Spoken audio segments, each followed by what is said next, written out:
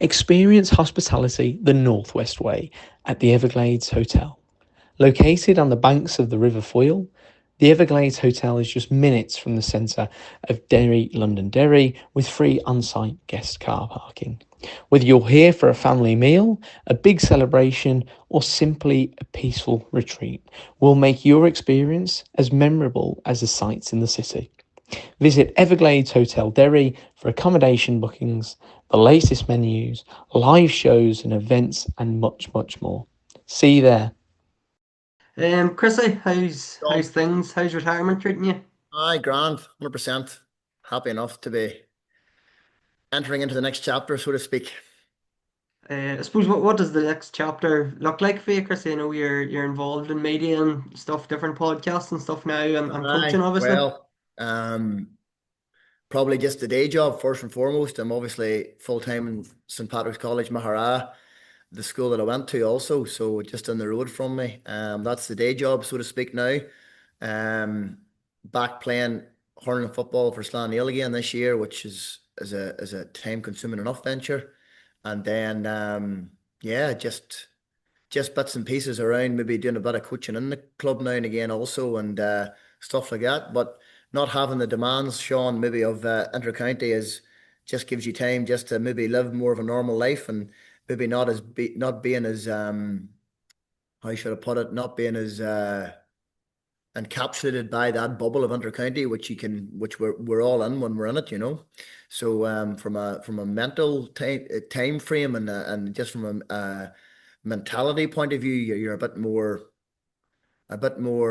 like relaxed in your day-to-day life. And I'm not saying if I've changed my life dramatically, or I've taken up a new sport, or I'm golfing 4 days a week, but I've just that wee bit more time just to do as I please, so to speak. I suppose what's your downtime like, Chrissy? Because as you'd mentioned, your job is basically Yeah. coaching. You're coaching in the club. You're playing dual player in the club. Like, what? How Aye, do you get yeah. away from it?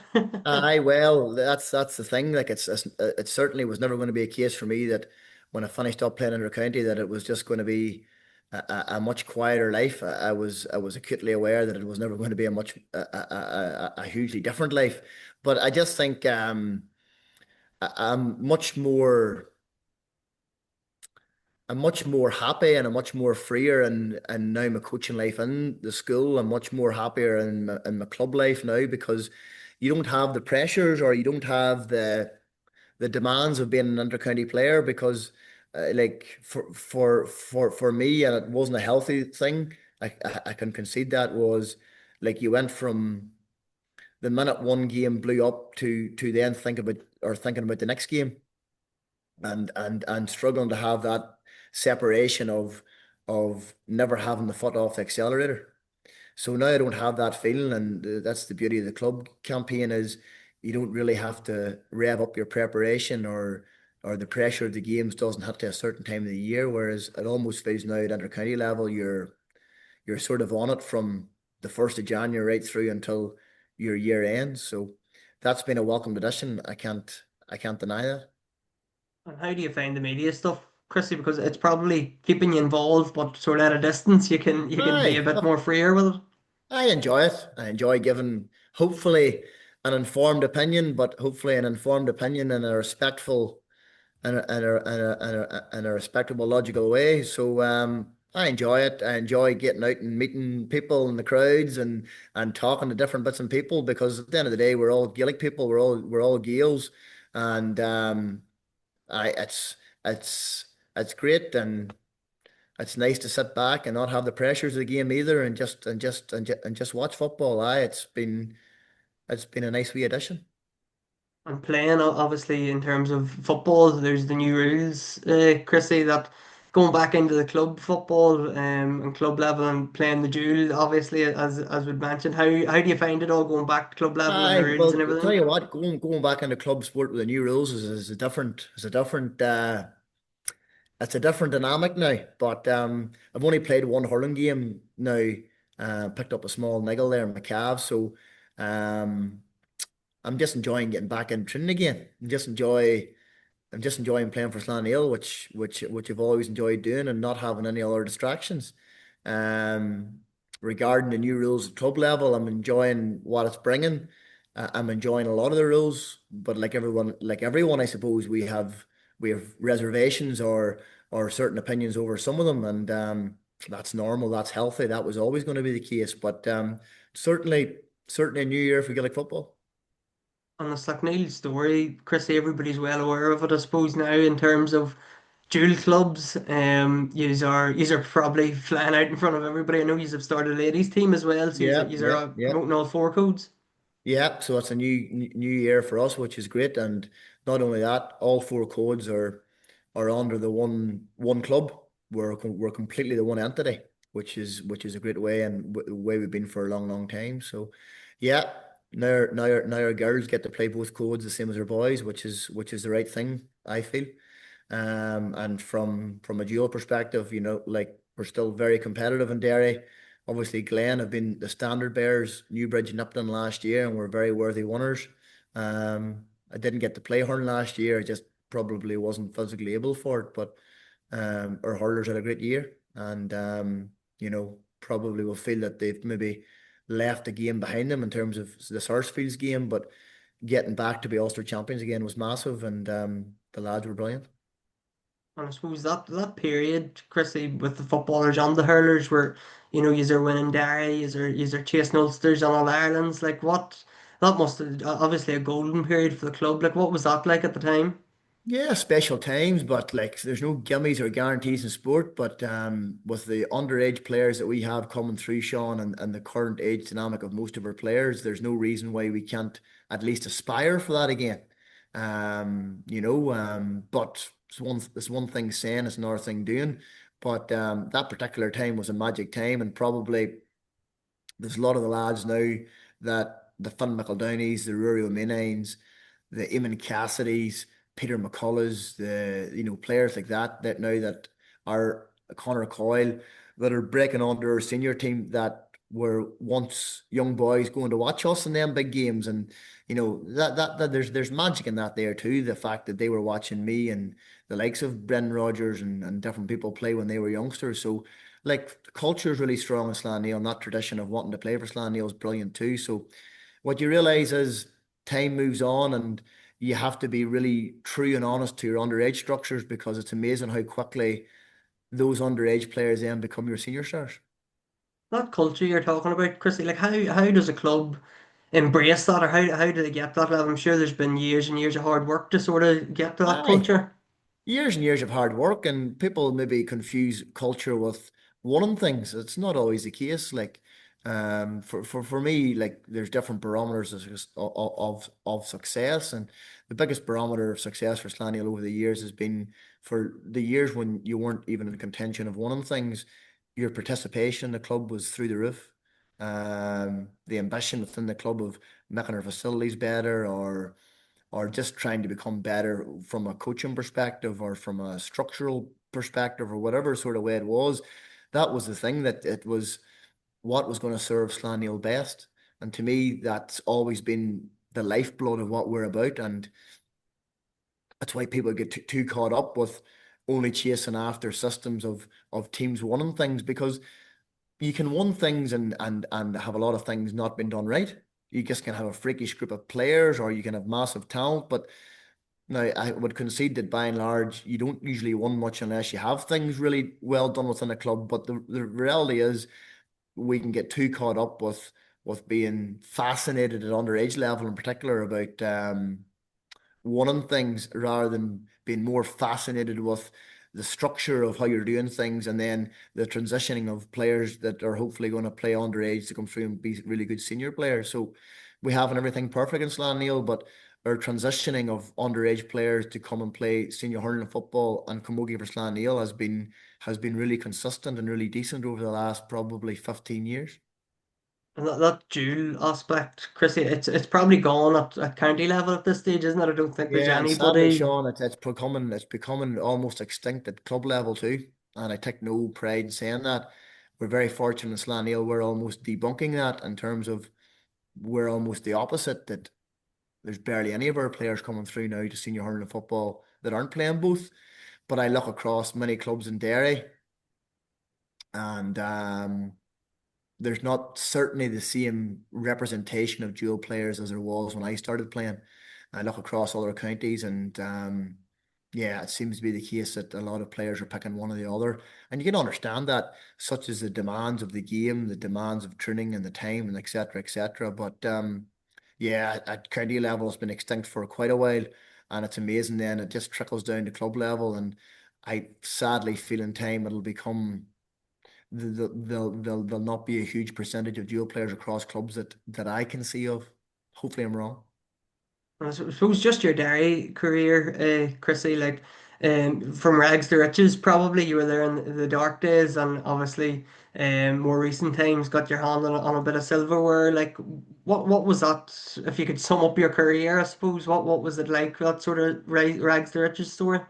I just maybe just a message and just a wee bit of resilience and hanging in there and trying to ultimately then towards the middle to the later part of my career, not even focusing on one and stuff, but more trying to leave Derry in a better place, like because when you went to Division Four, I suppose the only thing in your mind was let's bring Derry back to a position of stability. Let's bring them back to a position of respectability. Was probably my biggest aim.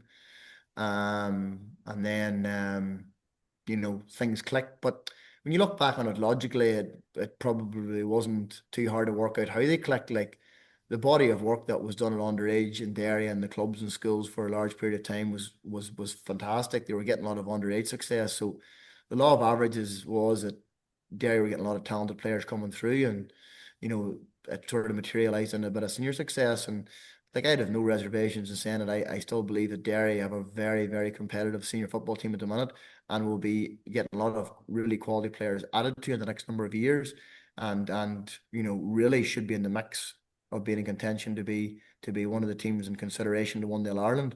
Will they win the All Ireland? Well, like you can't make them sort of predictions, but to even be in the even be in contention to win All Ireland titles, as you mentioned, from where Derry have came from competing in the Division Four National League final, stand to be corrected, but was it in 2019 or 18, one of the two? Like that's a fairly big rise.